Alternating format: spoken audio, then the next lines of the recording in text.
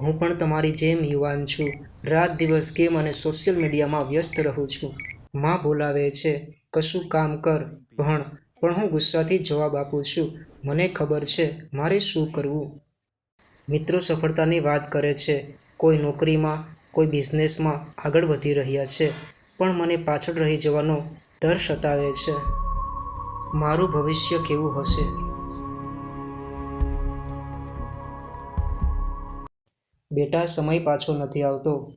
મને ના સમજાવો, તમારું કામ કરો. પણ હું તો ફોનમાં વ્યસ્ત છું. એક પછી એક રીલ્સ સ્ક્રોલ કરવામાં વ્યસ્ત છું. મારી આંખો રડી રહી છે, પણ હું સ્ક્રોલ કરવાનું બંધ કરતો નથી. બસ આ છેલ્લી રીલ. અચાનક ફોન બંધ થઈ જાય છે. હું આસપાસ જુએ છું. ખાલી રૂમ, અધૂરા સપના. આ છે હકીકત. પોતાને અરીસામાં જુએ છે. આંખોમાં પસ્તાવો થાય છે. શું આ જ જીવન છે? ફોન સાઈડમાં મૂકે છે.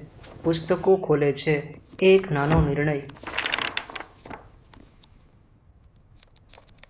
હવેથી નિયમિત અભ્યાસ, ફિટનેસ પર ધ્યાન આપવું, પરિવારને સમય આપવો.